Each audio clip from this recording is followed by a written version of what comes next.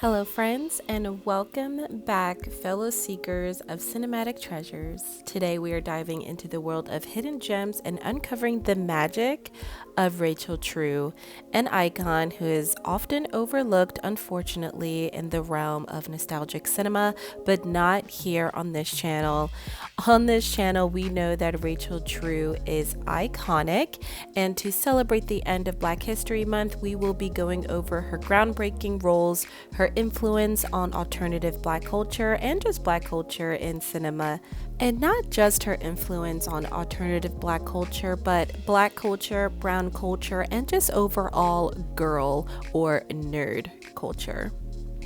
Rachel True has definitely left a mark on the hearts of many, so please grab your popcorn and join me as we celebrate the queen of 90s to Y2K Gen X soft club aesthetic for alternative girls. Let's get into it.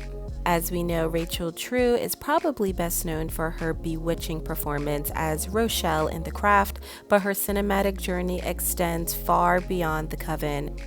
She is also most known for her role playing Mona Thorne from Half and Half that ran from 2002 to 2006.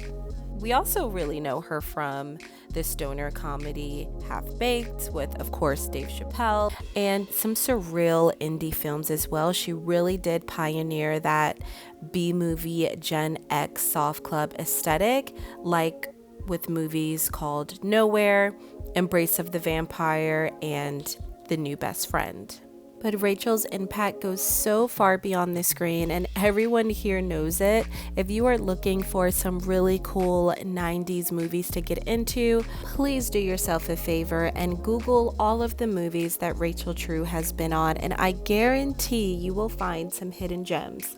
Hidden gems movies that has the best styling, the best set design, and absolutely the best soundtracks. She was in every freaking cool movie in the 90s. Please try to prove me wrong.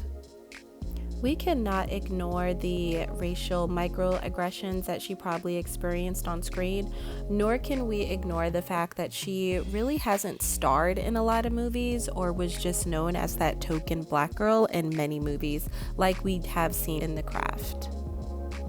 Taking her role in The Craft, for example, we know that that role was specifically created to fit a white person. That white person actually was supposed to have bulimia or eating disorders, but when Rachel actually scored the role, they switched up her storyline and just made it so she was just being harassed for her race. So her whole backstory was kind of erased, and it only really showed what she was going through in regards to her race. It was really distasteful as she could not have a personality, inner dialogue, or character arc, as her struggle was due to external forces unlike the other characters on screen. She was also deprived of a family on screen as well.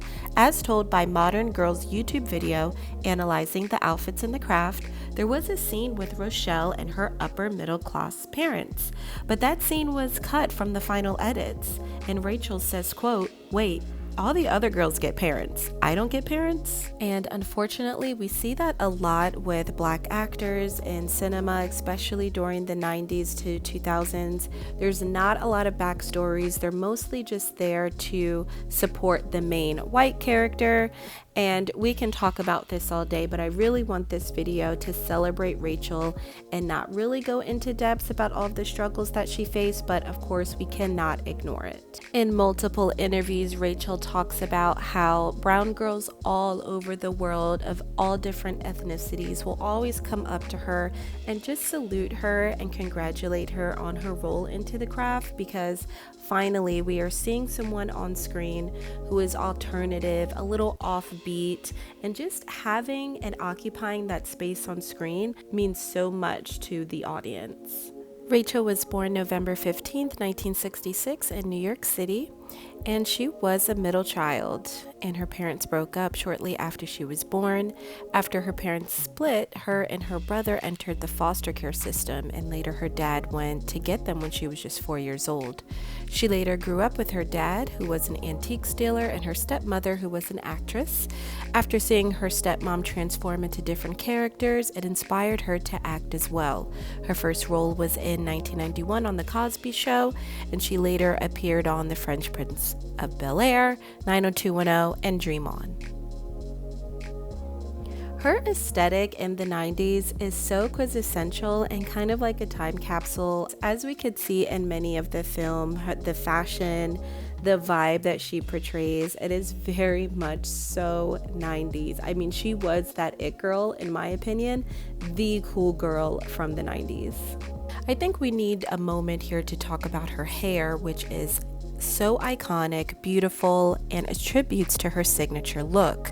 As far as her style goes, she is earthy yet gothy, and that is shown and portrayed throughout the roles that she plays. They seem to have similar styles between her roles that she accepts and her actual personal style. In the 90s and 2000s, she wore a lot of platform shoes, long dusters, sheer tops, graphic tops, crochet, and mini skirts, definitely embodying the earthy yet gothy vibe.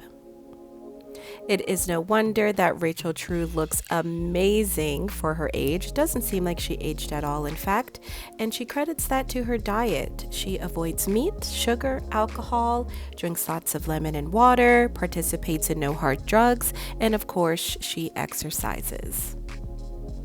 Rachel lives an extremely private life with no known public relationships. Rachel has been into tarot ever since she was young, and it seems like she got a deck maybe around 8 years old, and she has a tarot guidebook and deck. You could purchase that on Amazon. It is called True Heart Intuitive Tarot.